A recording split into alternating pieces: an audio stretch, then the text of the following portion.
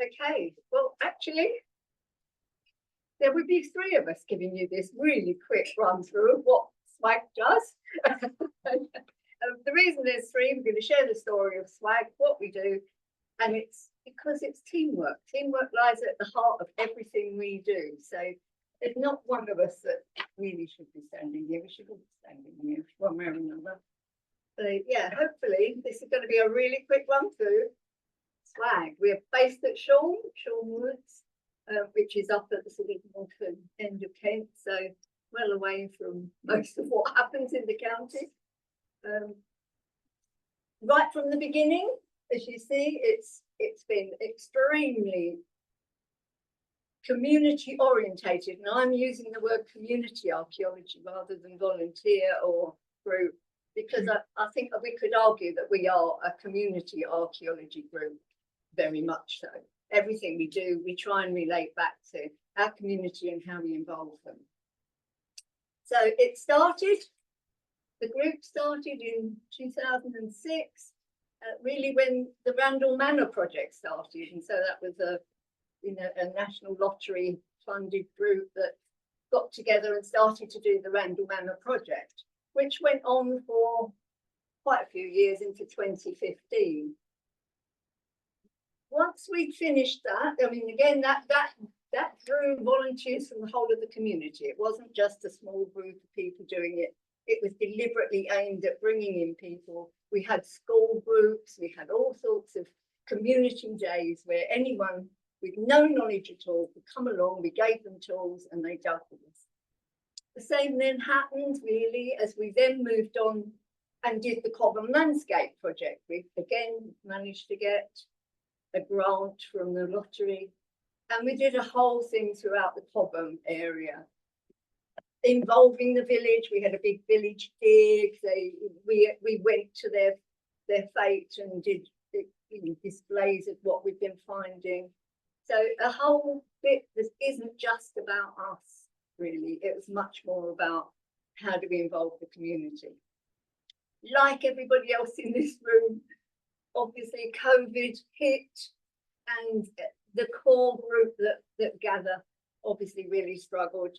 All the things Keith had been saying about it's a social network, it's it's what hangs you all together, was really strained. But we were really lucky. We worked with Anders and in Mayfield, as you probably all know, and quite quickly managed to get together a really good risk assessment. Everybody had their own tools, which they took away rather than storing them. And we were able quite quickly, as soon as we were able to gather in twos, even, to get out and back into our, back into our domain, back outdoors. Wonderful. So yeah, we did quick risk assessments. We paired up and obviously worked in those pairs so that we could keep people distanced and all the things we had to do at the time. So you can see, this is just the picture that once you're allowed to gather in sixes there, we all are working on our site in Shorne, the clay works. It wasn't necessarily a top of our list to do, but it worked really well because there were a whole set of places we could provide people out to, and so everybody wasn't working all on one particular site. Worked really well. Okay, I'm now going to hand over and say you're going to get a real whistle stop tour. JT is going to talk to you about other activities. I'm JT, a member of the SWAG group since about 2009. And when I first started there, it was actually a walk around the park. When I saw Randall Manor, that was the project, I joined up and I started learning to do geophys at that time. And I made my own equipment, which I still got. Anyway, the group as such, we've done a lot of all round Cobham, all people's back gardens, hundreds. I'm probably approaching 1,000 by now. Anyway, this one here is actually Moat Park in Maidstone. So receptivity geophys. We've also, the different members of the group, we all scuttle around Kent doing. We've done spent probably about a week at Wye. We've done Lim. We've spent a few days down there. We've also done Romley Marsh project. when the Romney Marsh project was on, we were doing that. And then afterwards, the Romney Marsh group, which are here today, we do stuff for them. And then I do stuff KAS as well, and scuttle all around. Also, we've do ODAS, done stuff for the Donald project, drop, done a bit there. And so it's generally going around. So we don't mind going out round Kent doing a little bit of things. So we're trying to help any group that needs a bit of receptivity geophys, all right? We can also plot them and GPS them. The thing is, as a group at Shorne, we've actually got a finds team, so we do other finds. I mean, we did all the finds from Moat Park, but we also do some of the KAS stuff. We've got people that know about flints and things like that, so there. And also we do flossing. Anybody from the Mason group here? Oh, we got your stuff here. Come in the other day. And also we got some drops there. But sorry, the water's not on at the moment and it gets cold. So, but they will be done in the next few months. So we do try and do a multitude of different things outside our where we're based at Shorne, all over the place. So some people do, but we've all got a sense of teamwork, and we have a bit of banter between as well. Anyway, I'll pass it over to my colleague John. No, I don't. I'll let you press the button. I don't need that. Right. You don't want to see that happening, Chris. Because you'll see people doing stuff. Basically, this is about Yeah, John. what I've actually achieved over the past You put it. year, You change it. 2024. We've been involved in 9 different community events, 3 of which have been with just flag organised. The other 6 people have come along and invited us to join them to do various projects, mostly at Shorne Woods themselves, but also at Trosley. We've been invited to Gravesend to do a dig down there, which was funded by the new tunnel they're proposing. And they've also asked us to come back this year, and we're doing that again. We're doing Trosley again this year. We're doing several events at Shorne again this year. Last year, so we did 9 events, and we had just short of 2,000 participants. So this is all, again, community archaeology. We don't just do community archaeology, but it is the forefront of what we do to bring people in. And in between that, we just dig holes in Shorne and enjoy ourselves as a group. It's all part of the whole thing. If by any chance there's any group here that doesn't do this kind of thing but would like to, we're quite happy to offer any advice that you may need.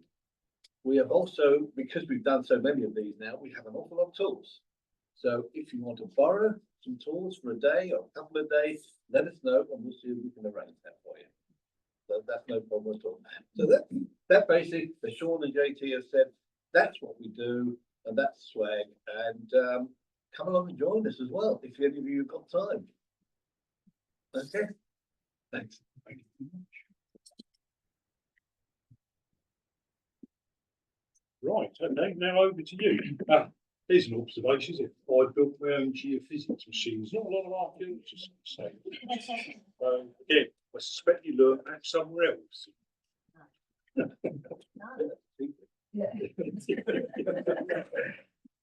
Okay, then, so over to the you really, what do you think? Strengths and weaknesses of archaeology? I think probably we covered it. No. No. We've got one thing in Kent, the young archaeologist groups. Obviously, we know that the Bexley Heath group have got one, and Andy Mayfield used to run one, but because of time permitting and all that, that type of thing doesn't exist. So there's just something, you know, obviously it requires people to run these things and organise them and everything else, but we are not an amateur at Shorne. We are actually not doing that. We're just doing events, and we try and get in, and even schools involved, and we've had scouts as well. So I think what we're saying really is that we worry that we're an aging population, and where are the young people? That's going to come coming up later. Yeah. We're all getting old. You know, and we try and, whilst we try and do lots of activities for younger people that we deliberately aim at young, we're very conscious that that doesn't mean they're going to want to join the group at the end of the day and be part of. So where is this next wave? Well, I think that sort of comes up this afternoon a bit more probably, but I think you're absolutely right. It bothers me that we don't see, you know, a lot of young people coming in, and the young archaeologists clubs, I have to say, have been very good. I've had a couple of three times. I've learned the lesson now. You know, don't explain in minute detail about Anglo-Saxon clubs because they all read the dust. So we've got to be a bit careful. They know rather more than you think, and you know they are laying good ground. If they don't go on to become archaeologists, they may become sort of council planners, sort of archaeological background. So I don't. It doesn't do any harm at all. Yeah. What would they fix? I don't think anyone's here from that today. So Fixia really great, and they are actually two professional archaeologists run Fixia. The biggest problem they have is they write out to groups and get no response. So that Fixia could be much more active, but a couple of times last year they wrote to people and had nothing. And I think actually that's a bit sad. The fact that these are kids that are really very interested in archaeology. There are, I think, opportunities that they are, because of the professionalised nature of that team, they are really good at coming in. They stick to the rules. They're going and pick up this kind of thing and stuff. There's a bit of me. If Bexley do contact you, please can you also? And I'm not a member of Bexley yet, but my daughter is, but I kind of really feel for them. And you can speak to people, and I think in terms of if we are looking at the broader value of volunteering and the value of community groups, by not responding to what is an amazing group of individuals, I think it's actually a bit of a detriment. So Can I just say, if they do get in touch with Swag, we're welcome. yeah, and they know that you're about to, but there are other groups. They've never been in touch with us, and we're in Bexley. Yeah, so maybe they need to. It could also be just in terms of what they think, you know, they don't want to kind of take on the toes, but they are lovely, they are professionally kind of Okay, well, that's a very good point. You got that one, Andy? Yeah. Okay, Louise. Can I just say that up at Lynn last year, there were two youngsters there. One who just completed his O-level, wanted to do archaeology, but enjoyed it. I gather he's now really focusing on with archaeology now at the university. Brilliant. But also a lovely young 11-year-old that turned up that the weekend that I worked with. He was so keen, he was brilliant, and learning so much, and then huge encouragement. And I wonder, just thinking about individual younger, again, something that the KS can focus on, having a YAT arm that actually can filter all this stuff in, knows where all the various digs are, and can say, right, there's a dig up there. We may have only got two that turn up, but we can take them under a wing somewhere and kind of centralise it under KS. Do we have primary school teachers here? Any primary school teachers? Yeah. The reason why I asked is last year I was asked to give a presentation about primary school on the Romans in the area, and that was part of the curriculum at that stage, and made quite an interesting presentation to two groups at our primary school. And I think that's another area that we could actually get into, is taking along, as I did, Roman bits, helping youngsters hold a big chunk of tegulo, and giving them a few tessera. So I think Yeah, no, I think you're right, Gerald. Yeah, it's the same. I have to say, if you're going to visit school, you need a big horse or cow stool with wobbly teeth. You cannot go wrong if you've got that. sorry, I've got that. Horrible. Points on your first slide, And the first one is about what local groups can do. One of the main things you run against is permission from landowners. And local groups often have relationships with the farmers and the Absolutely, landowners, absolutely right. and they can find their way in with a bit of luck. If you're very lucky, you've got the local landowner in your group. It can be done. But yeah, no, you're right, absolutely. And there's one other thing I came across the other day. I don't know if anyone has seen these before. The archaeology skills Oh, yeah. passport. And for my own benefit, but something like this, I think, would be brilliant if professional archaeologists would come to people's digs with signs off on skills as we go through. Yes, I mean, those little passports, they're in 5 each or something. Yeah. 10, yeah. Yeah. Yeah. Yeah. But something Yeah, like that's that. right. I remember me and Paul Bennett went through them. We did quite well till we got to the end, but the last 3 we couldn't manage. I think like setting up the GPS was one. Yeah. There's the gentleman at the back. So as far as I got with GPS surveys, being allowed to hand in the equipment when you got the hole. One of Okay. the other things that we don't do very well, and probably this is a good example, we're not very ethnically well mixed. And disability friendly, really. I know we try to be, but we don't seem to draw them into the groups. Well, we don't, but I'll say anyone who wants to come and shovel brick rubble with me, they can. Can I just But add to sometimes that? you actively have to do.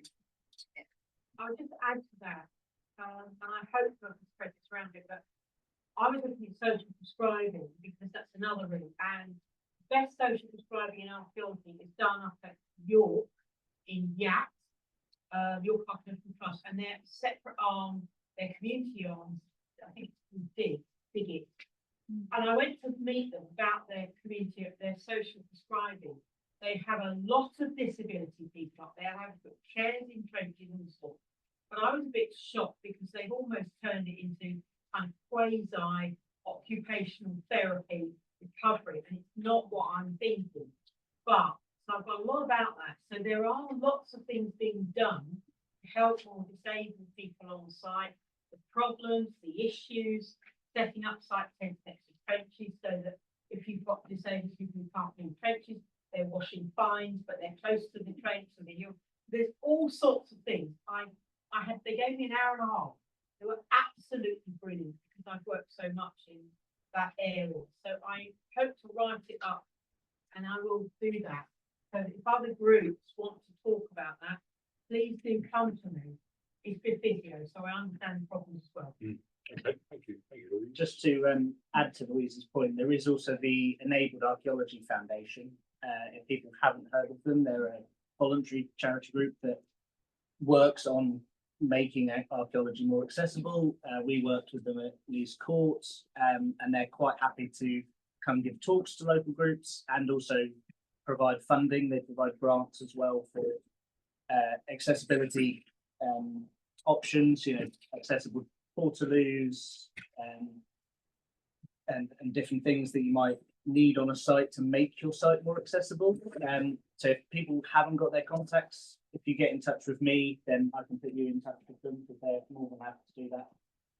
Just adding on to that, Andy, I actually, because I remember them being in contact and part of Leeds Court. So I ran and started an archaeological project at the care home where I work for the adults with learning disabilities, and I was very aware that I wanted it to be as accessible as possible, from literally asking people if they wanted to be involved, pictorial, it was really important to do that. So I did reach out to the Enabled Archaeology Foundation, telling them how I was going to plan things out, and just asking their advice and input.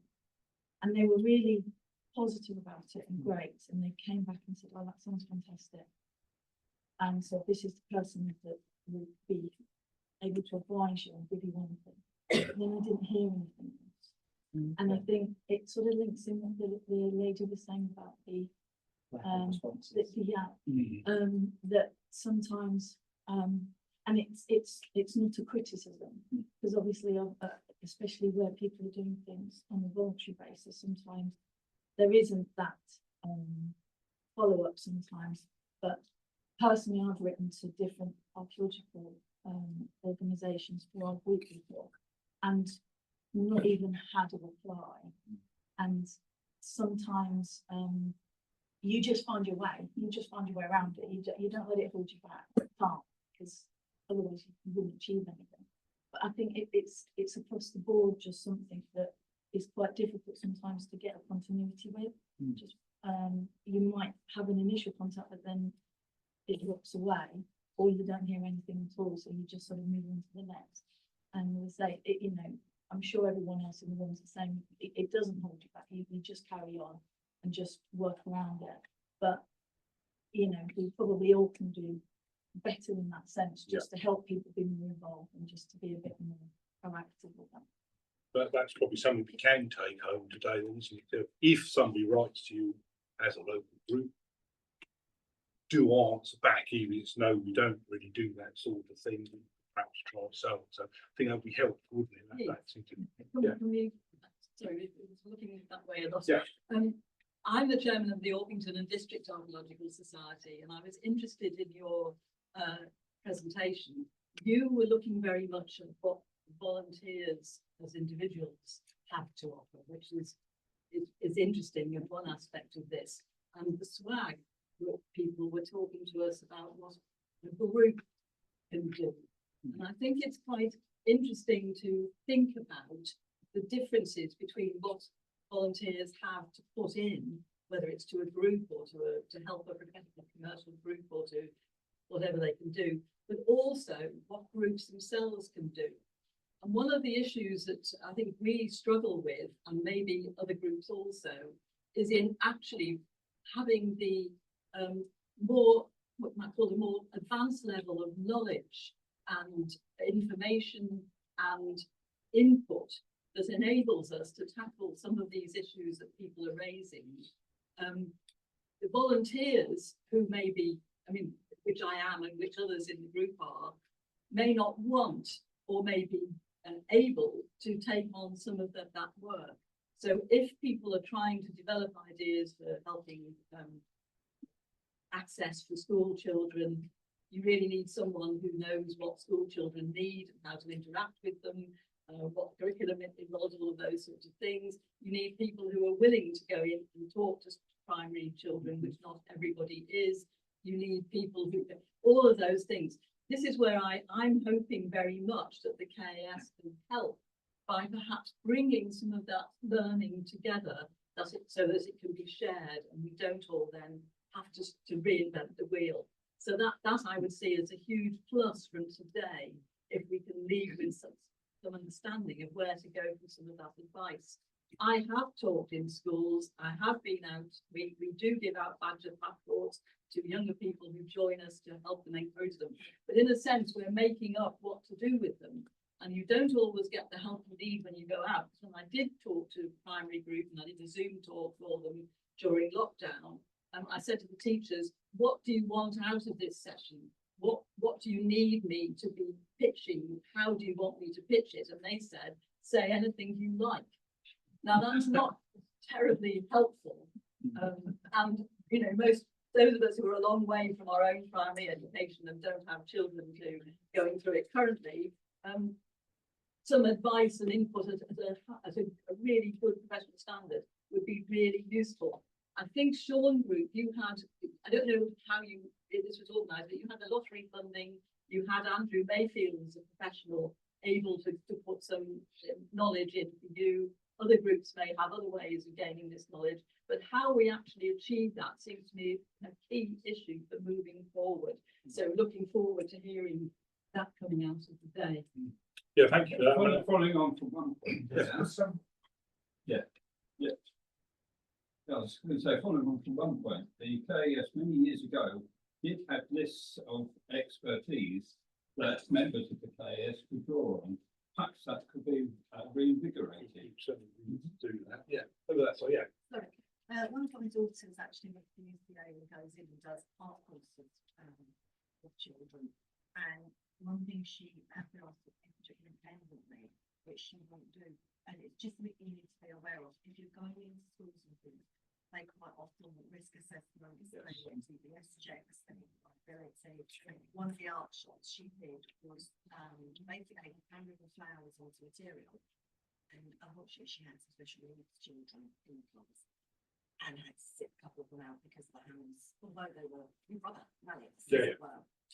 You know, when you've got a new group of children, you know, you've got to just make sure you're protected all the time.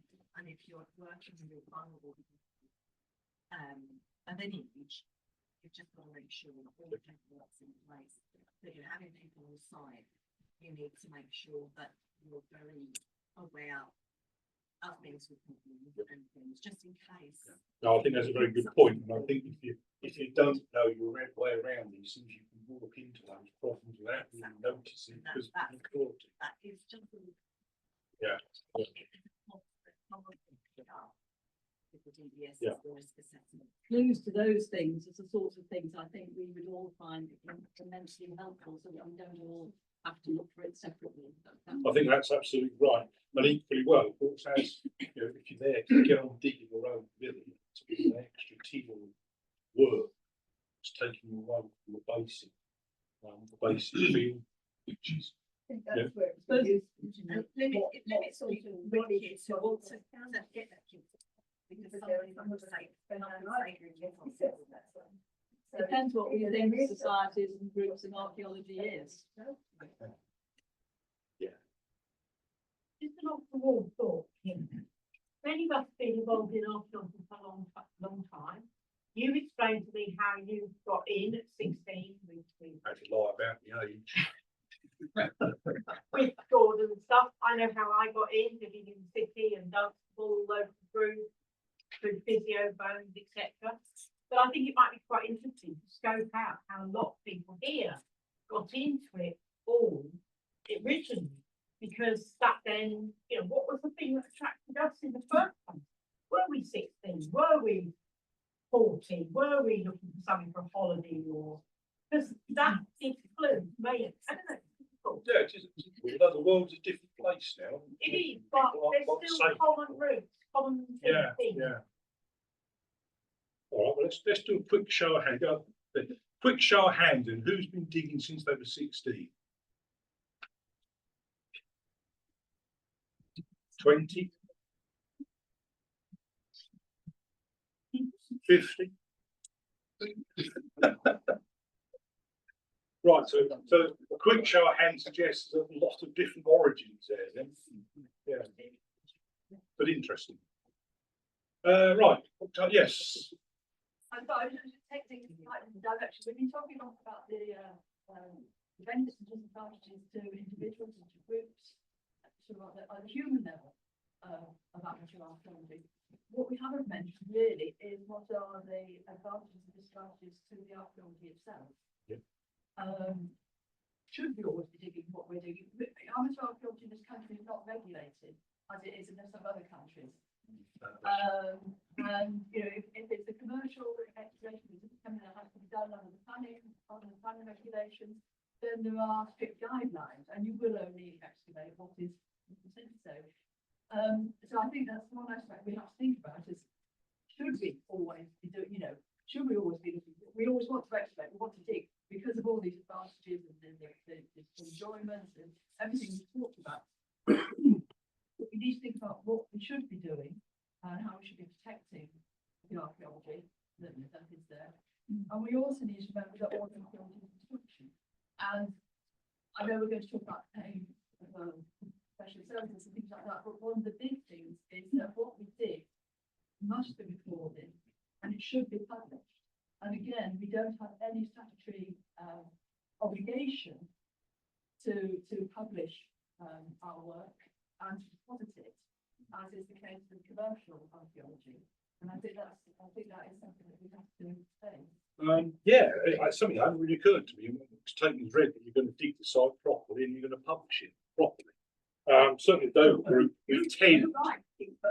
Yeah, well, that's how it is. I mean, well, it should happen, shouldn't it? I mean, really. Oh, yeah, but I mean, it's not what happens. We are regulated to a certain extent, because obviously there's certain sites that we can't go on. Well, yes, I mean, yes. But if we had regulation, then probably we wouldn't find so much anyway. And obviously metal detecting's got its regulation and it's good to work together. But obviously regulation is fine to a certain point, but obviously anybody that takes up a dig, even digging test pits, it's the recording and where it goes. And as long as there's somebody that knows what they're doing, and there's maybe 4 people that are just starting in archaeology, that's what you need. You need somebody who understands the principles and then pass it on to the other people. And it was passed on to that. That might be a good segue into the next talk, please. That probably is actually. Okay, well, it's time we sort of moved on to the next one. So did you write all that down, Andy? Most of it, yeah. Good man. Who's got the official clip?